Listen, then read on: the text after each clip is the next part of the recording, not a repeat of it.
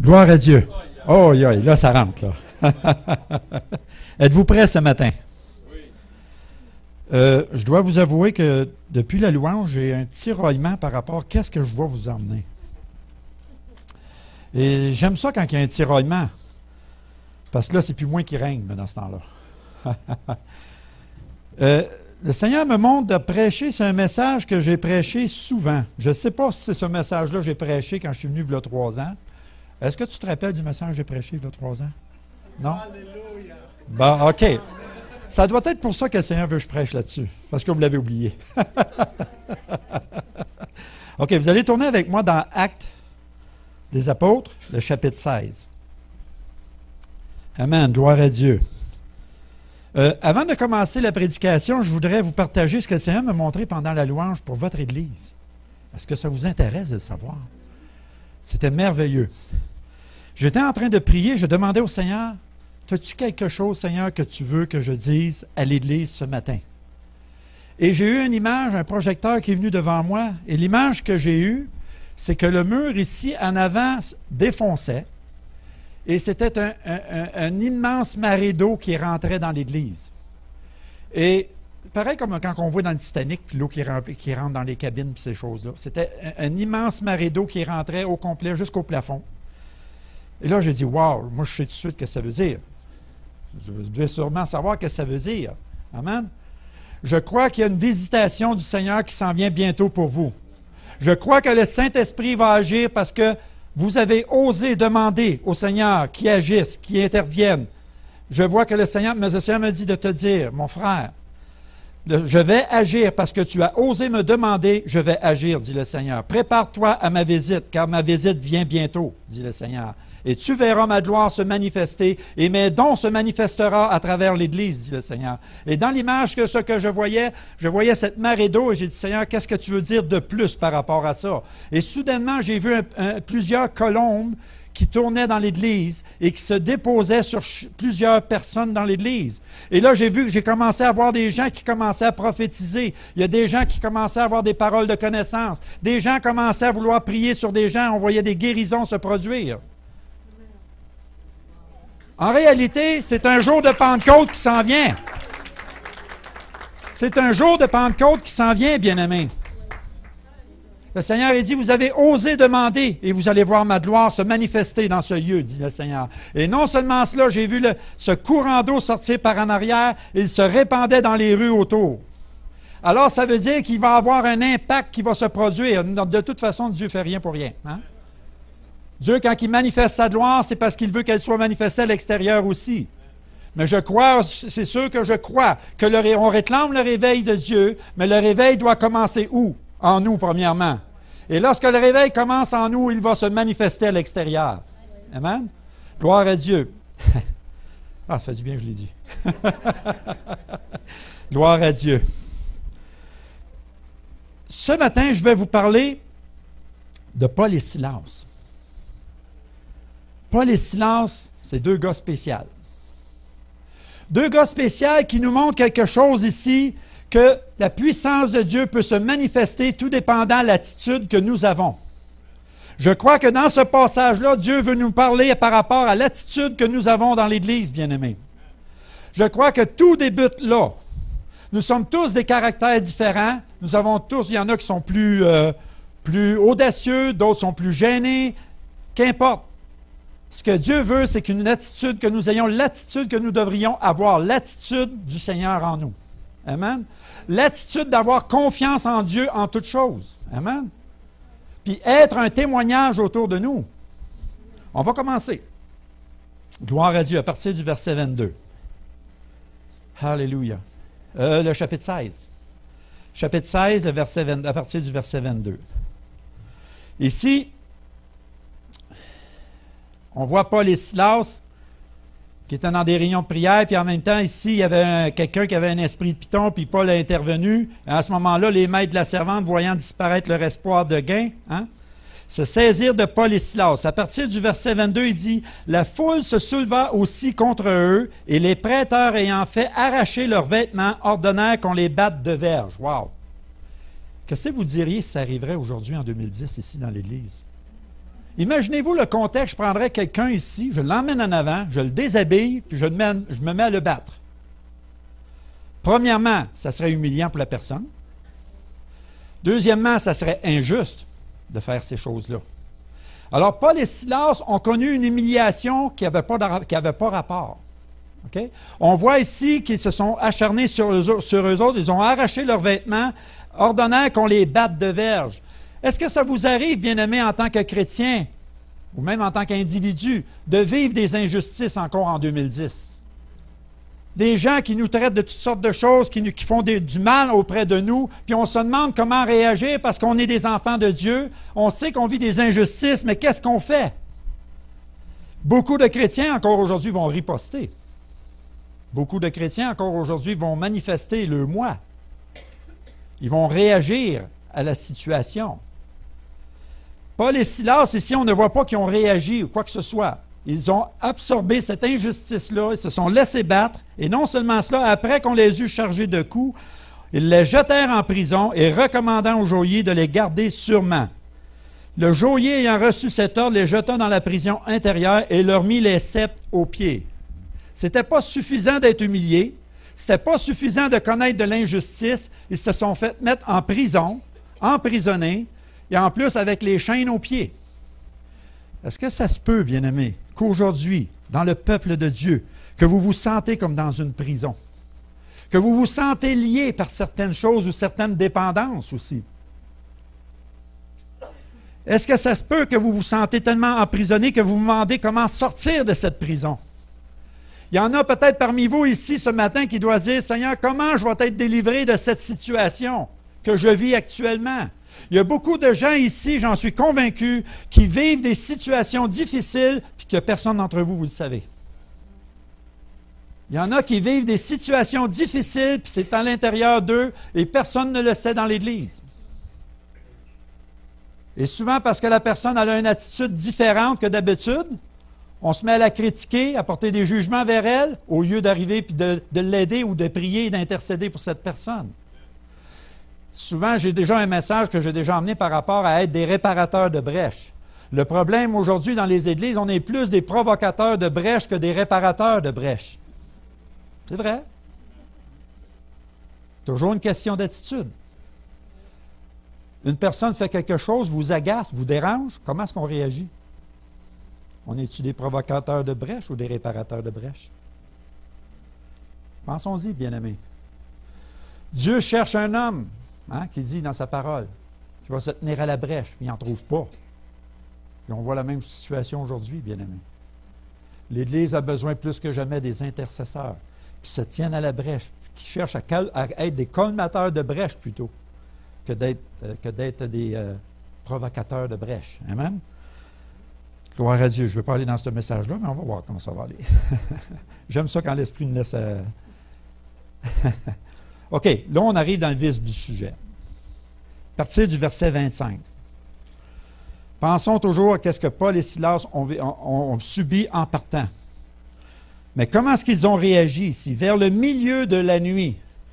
Je me posais la question lorsque je lisais ça, vers le milieu de la nuit. On sait que si on s'arrête à cela, vers le milieu de la nuit, ça veut dire qu'il doit faire noir, pas mal. Puis si vous connaissez le camp de l'Arche, je demeure au camp de l'Arche dans la Beauce. Puis si vous êtes le soir à l'extérieur, vous mettez votre main devant vous, vous ne la voyez pas. Vous ne la voyez pas, votre main. Et si vous sortez, vous allez avoir votre main. Parce qu'il y a la pollution luminaire ici. Mais chez nous, il n'y a pas de pollution luminaire. Fait que quand il fait noir, il fait noir. Mais quand il y a un clair de lune, il fait clair. C'est très différent. Tout ça pour vous dire, ici, vers le milieu de la nuit, pour moi, ça représente quelque chose par rapport au peuple de Dieu. Est-ce que ça se pourrait que le milieu de la nuit, ça peut représenter que vous êtes rendu tellement découragé, vous êtes prêt à tout abandonner? Est-ce que ça se pourrait que le milieu de la nuit peut être un temps de ténèbres dans votre vie, puis vous cherchez une solution, puis vous ne la trouvez pas, puis vous êtes sur le point de vous laisser décourager et d'abandonner même le Seigneur? Allô? C'est une réalité dans bien des églises, bien-aimés. Souvent, on ne réalise pas que notre frère ou notre sœur à côté de nous peut vivre une grande détresse, puis qu'elle n'est pas rencontrée dans sa détresse à un tel point qu'elle est prête à abandonner le Seigneur. Et on a tous des témoignages qu'on pourrait faire que des gens qu'on pensait que c'était solide dans le Seigneur, puis qu'on ne savait même pas qu'il vivait une grande détresse, puis qu'on apprend plus tard qu'il est arrivé quelque chose de grave, n'est-ce pas? Combien que c'est important, bien-aimés, d'être à la brèche. Combien c'est important d'apprendre à être sensible à l'esprit pour que Dieu nous montre les besoins des gens dans l'Église. On est tellement préoccupé à notre moi, à notre personne, qu'on oublie la souffrance qui est autour de nous. Fait que le milieu de la nuit, ça se vit dans l'Église. Il y a des grandes détresses dans l'Église. Il y a beaucoup de dépression, de découragement qui se produit. Mais on voit ici une chose. Paul et Silas, qu'est-ce qu'ils ont fait? Ils priaient et chantaient les louanges de Dieu et les prisonniers les entendaient. Premièrement, ils priaient, ils chantaient les louanges de Dieu.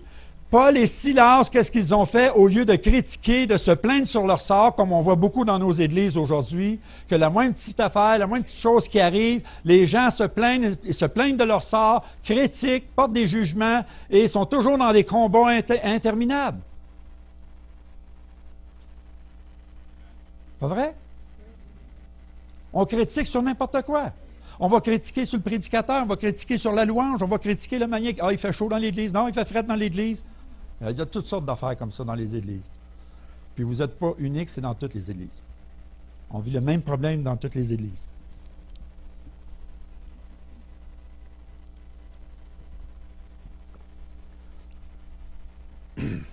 Gloire à Dieu. Mais ici, le Seigneur veut nous montrer, bien-aimés, à travers Paul et Silas, qu'une question d'attitude que nous devrions tous avoir.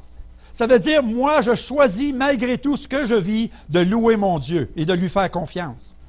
Moi, je choisis d'adorer mon Dieu malgré que je vis des difficultés. Et moi, je le fais même publiquement.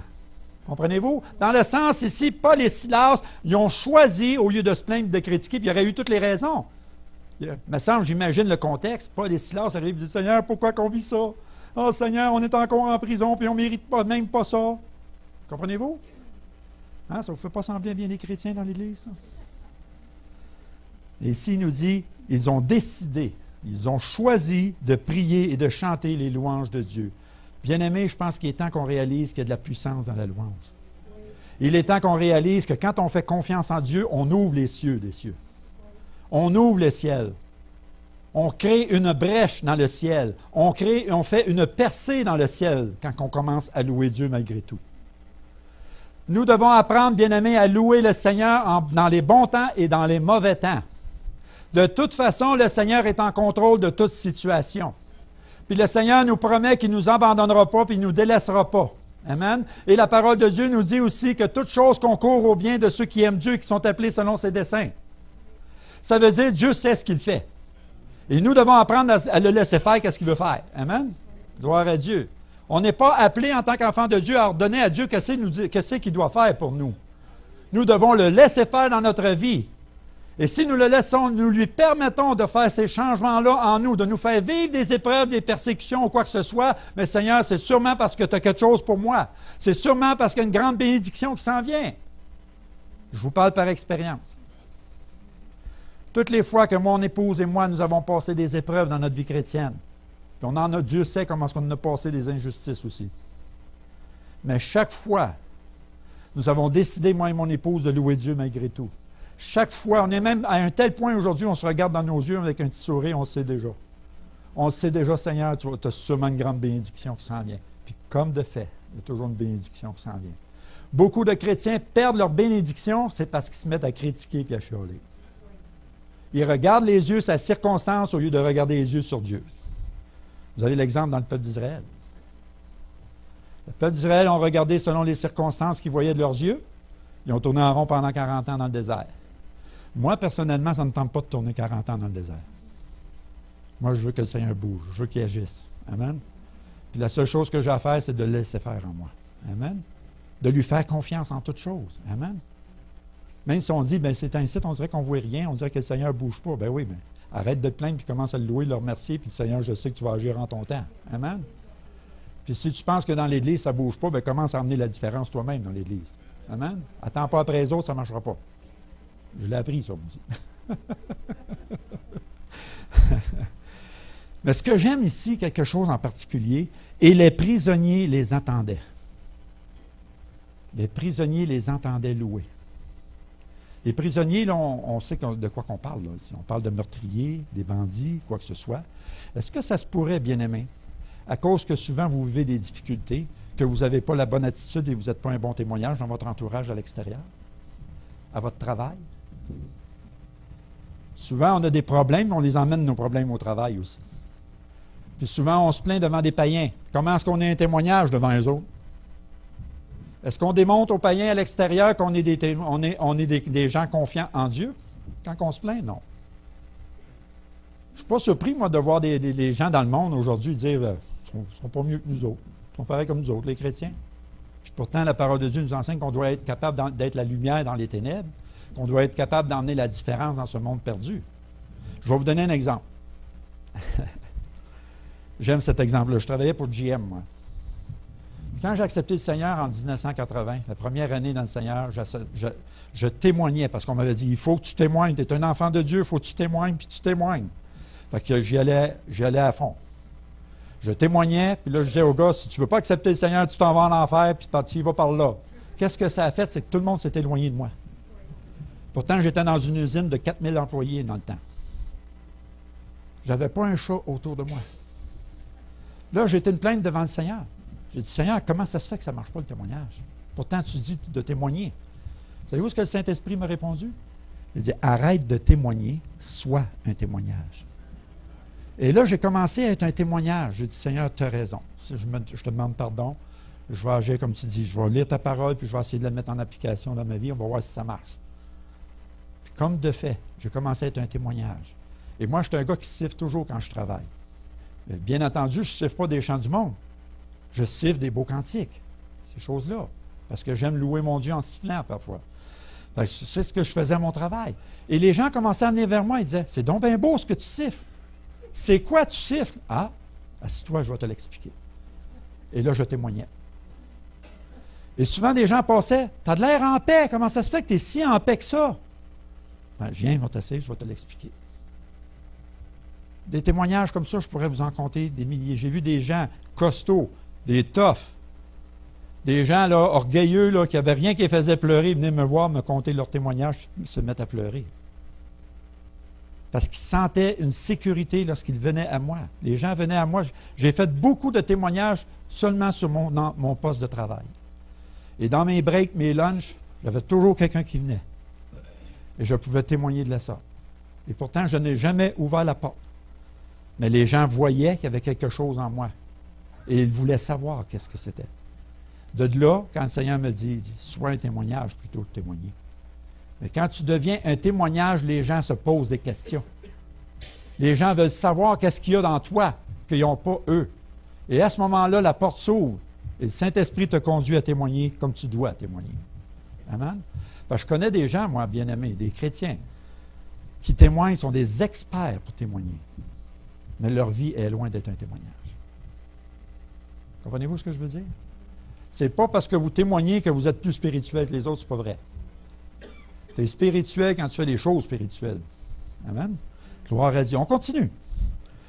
À cause de cette attitude-là, à cause du comportement de Paul et de Silas, tout à coup, il se fit un grand tremblement de terre, en sorte que les fondements de la prison furent ébranlés. Au même instant, toutes les portes s'ouvrirent et les liens de tous les prisonniers furent rompus. Wow!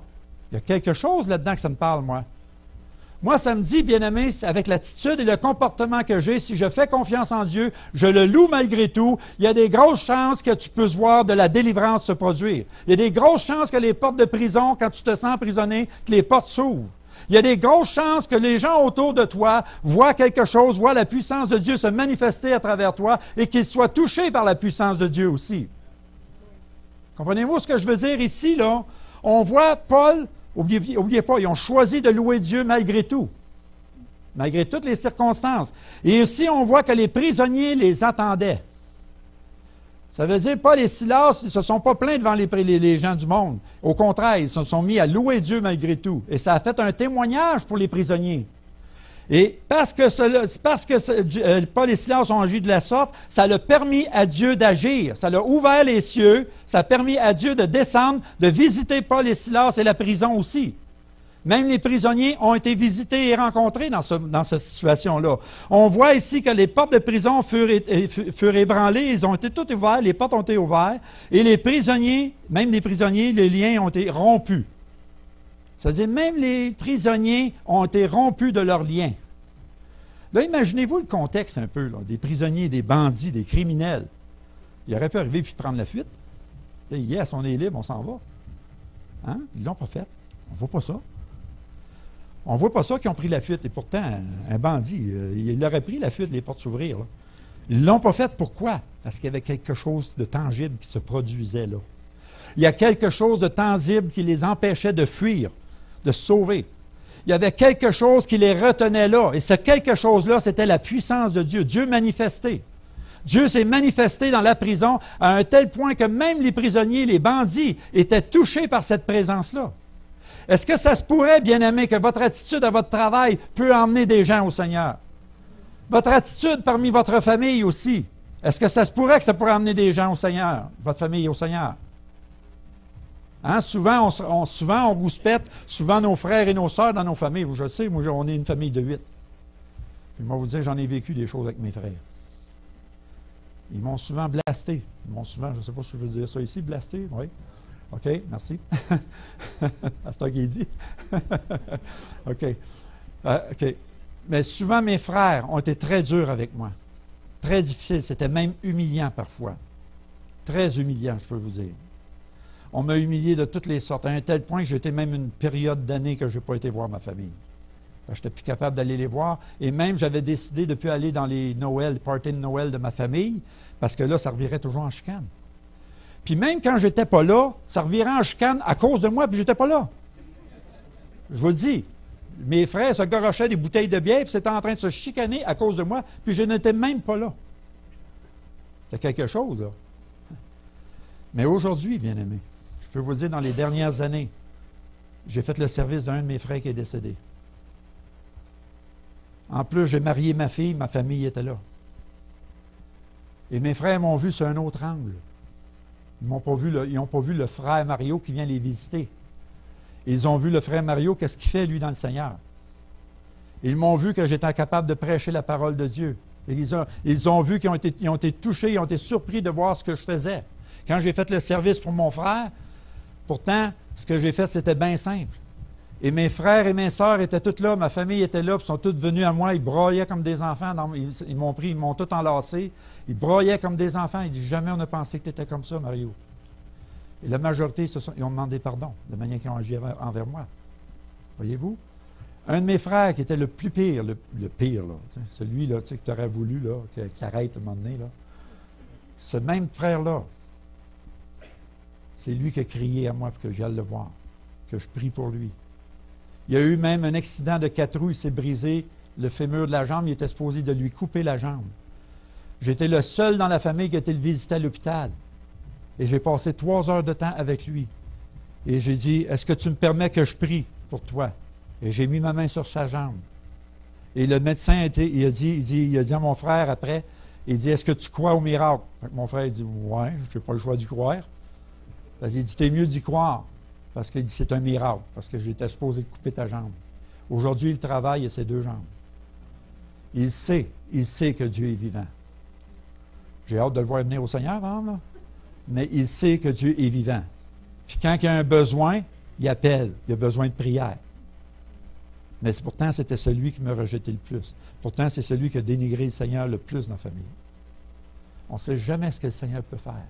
Il faut toujours garder la bonne attitude d'un enfant de Dieu.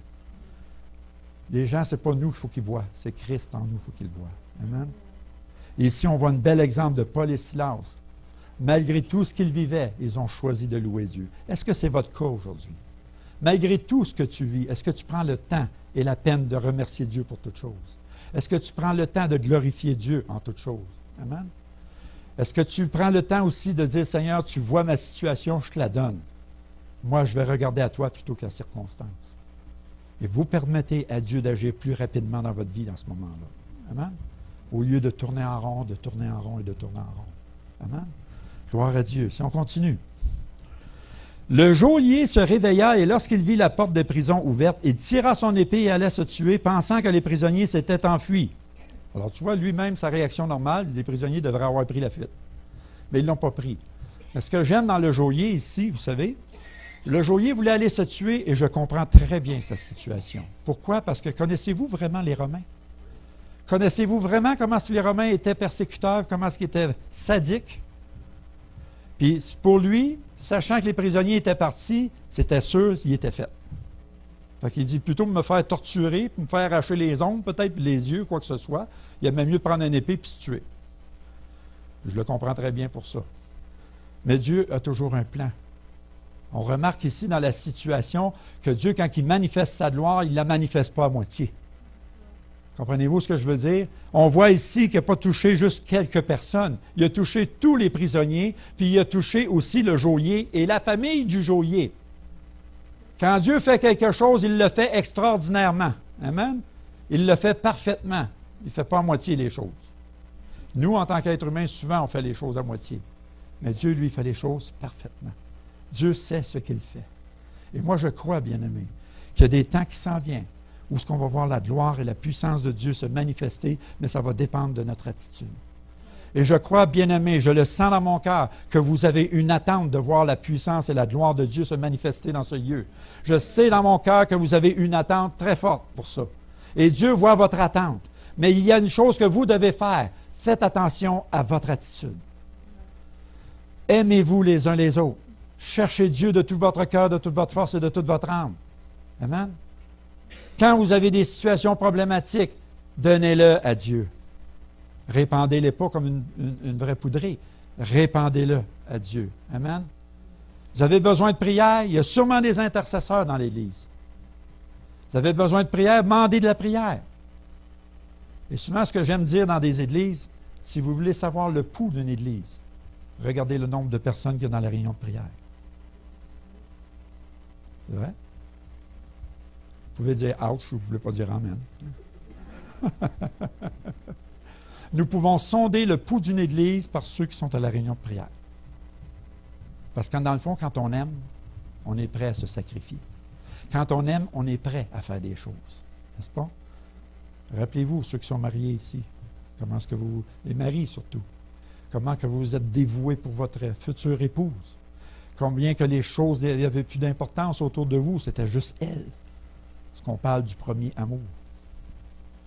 Mais souvent, quand on est marié, on prend pour acquis. Il n'y a plus de premier amour. Puis dans l'Église, c'est la même chose. Nous avons tous expérimenté le premier amour avec le Seigneur. Nous l'avons tous expérimenté. Mais le problème, c'est que dans l'Église, c'est la même chose. On prend pour acquis. Ah, je suis membre de l'Église de Grimby ici. Ça fait tant d'années. Je suis un membre fidèle. Mon salut est acquis. Il est garanti. J'ai plus de problème. Oh. Vous prenez pour acquis dans ce temps-là. Et qu'est-ce qui arrive quand on prend pour acquis? Dieu est négligé. Il est mis de côté pour bien des choses. Amen? Pas vrai?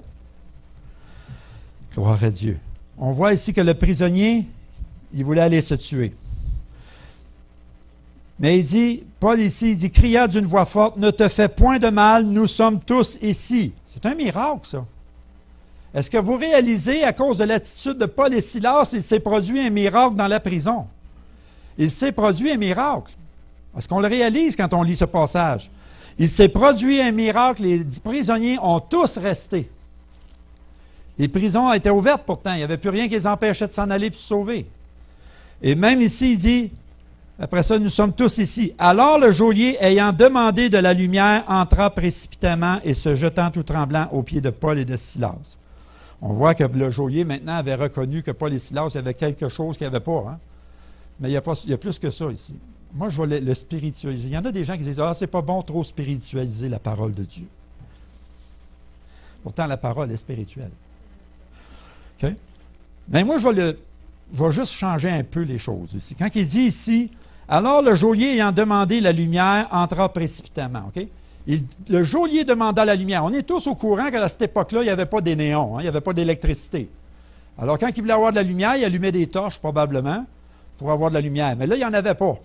Fait qu'il faisait noir. Fait que là, il demandait de la lumière, ça veut dire qu'il demandait à quelqu'un s'il ne pouvait pas allumer des torches pour qu'il fasse clair. Mais moi, spirituellement, ce que je vois là-dedans, ça se peut-tu, bien-aimé, à cause de votre attitude, à cause de votre comportement, là où vous êtes, là où Dieu vous emploie, que ce soit votre travail, dans vos familles ou quoi que ce soit, que si tu es un témoignage pour la gloire de Dieu et que la gloire de Dieu se manifeste, est-ce que ça se pourrait que les gens autour de vous, vos familles, les gens du monde, vous posent des questions, disent « J'aimerais bien avoir une compréhension de qu'est-ce que tu as ». Dans ce sens-là, moi, je veux dire, là, je le spiritualise, autrement dit, la lumière. Tu sais, moi, je me pose des questions à un moment donné quand je vois quelque chose que je ne comprends pas, là je voudrais bien avoir l'éclaircissement de cela. J'ai besoin de lumière, là. Puis dans ce sens-là, je crois qu'on devrait tirer le son, puis faire bien attention, bien-aimés. Si vous voulez avoir vos familles sauvées, vous voulez voir les gens autour de vous, que vous travaillez, vos copains de travail ou quoi que ce soit, vous voulez les voir sauvés, vous voulez les voir touchés par la puissance de Dieu, je crois que vous avez une chose à faire en particulier, c'est d'avoir la bonne attitude de cœur vis-à-vis où ce que Dieu vous emploie. Seigneur, s'il t'emploie dans un tel travail, puis vous dites, « Ah, c'est tellement ténébreux là où ce que je travaille », bien c'est bon. C'est bon, parce que tu es mis dans un endroit où ce que tu dois être une lumière. Amen. Seigneur, utilise-moi. Seigneur, aide-moi à être une lumière parmi les ténèbres. Puis tu es toujours en train de te plaindre de ton entourage à ton travail, c'est ténébreux. Le Seigneur veut que tu brilles là où ce que tu es. Dans ta famille, le Seigneur veut que tu brilles aussi. Amen. Même parfois, ça peut être nos propres enfants. Même si nos propres enfants nous ont vu grandir dans le Seigneur, on a toujours besoin de montrer la lumière de Christ à nos enfants. Parce que nos enfants nous voient d'une façon dans l'Église, puis nous voient de l'autre façon à la maison aussi. Puis nos enfants sont les premiers à nous voir et à nous examiner. Ils sont nos meilleurs critiques, je trouve. Quand tu fais de quoi de travail, ils sont prêts à te le mettre sur le nez tout de suite. Gloire à Dieu. Merci Seigneur. Entra précipitamment et se jeta tout tremblant aux pieds de Paul. Parce que quand on voit qu'il se jette aux pieds de Paul, c'est une autre chose aussi, ça me parle. Moi, ça me parle dans le sens que le geôlier reconnaissait maintenant son état. Il voyait qu'il avait besoin d'un sauveur. Il voyait qu'il avait besoin du Seigneur dans sa vie. Il croyait que la manifestation qui s'est produite était par Paul et Silas.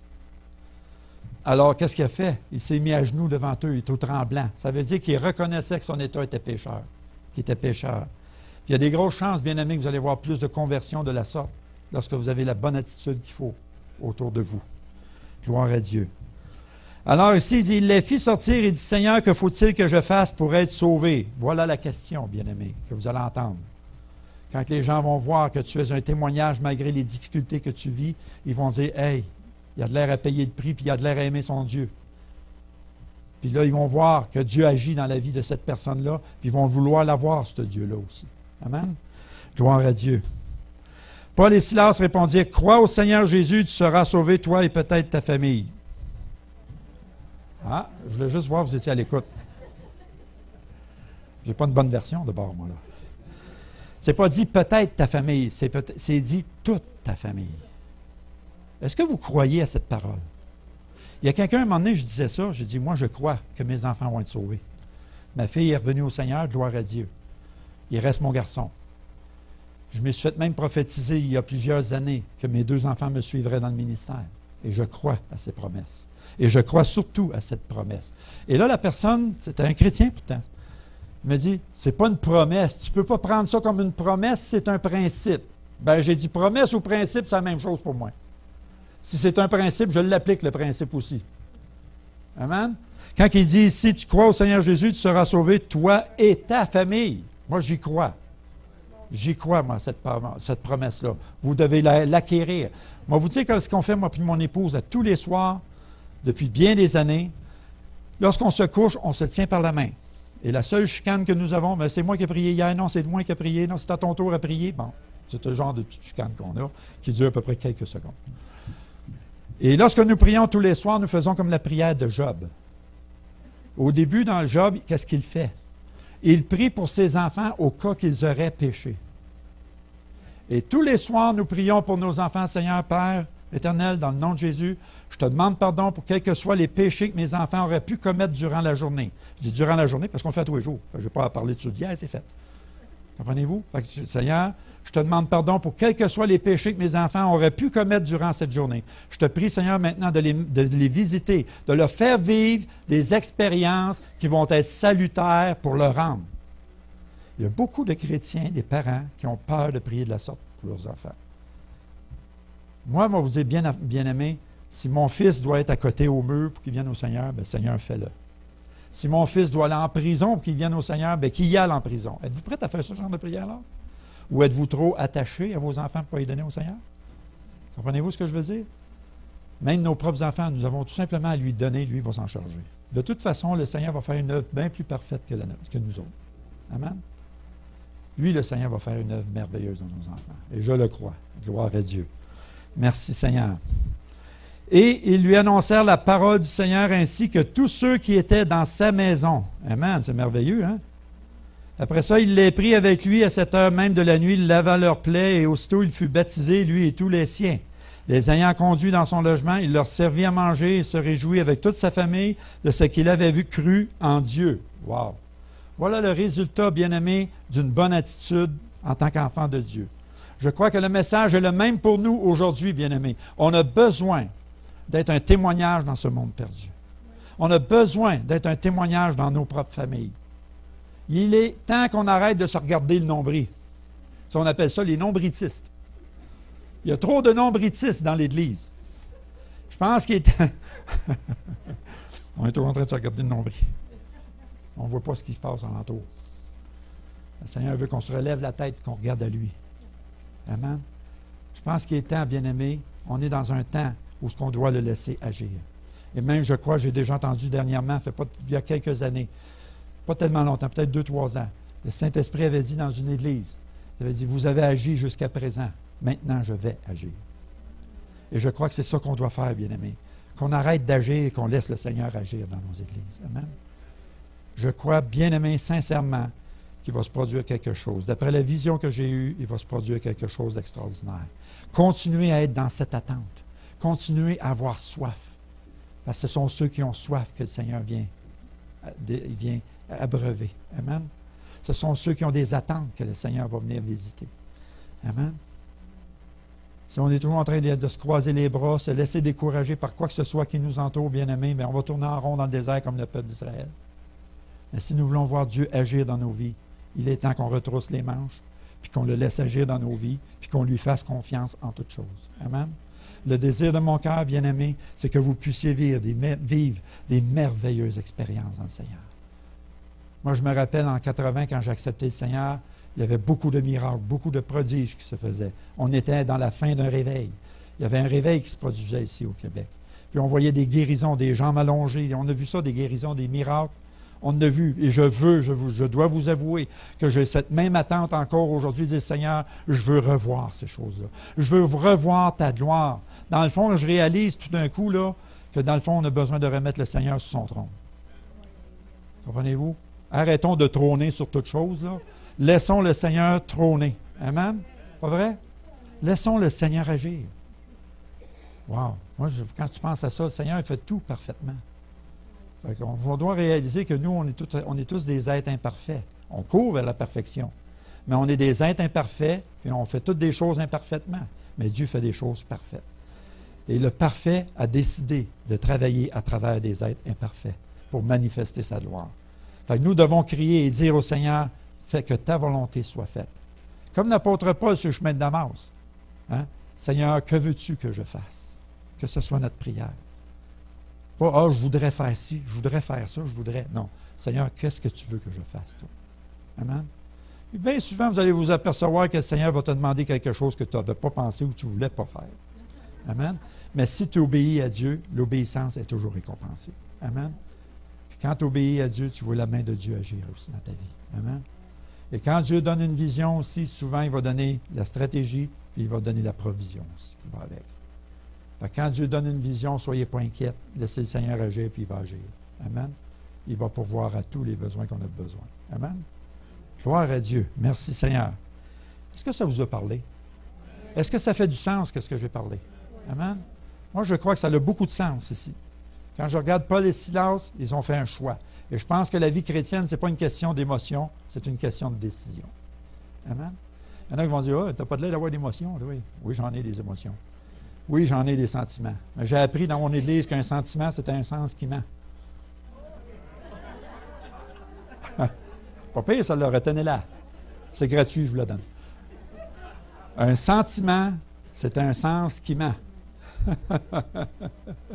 Ce qui veut dire, ça nous montre qu'il ne faut pas marcher par nos sentiments.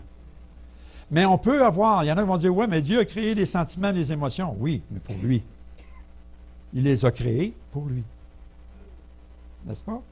Vous avez le droit d'avoir des émotions, des sentiments pour Christ. Mais si vous avez des émotions, des sentiments pour votre petite personne, votre petit nombril, ça ne vaut pas cher, ça. Amen. Gloire à Dieu. Merci, Seigneur, pour ta parole. Dieu, tu es bon. Amen. Merci, Seigneur.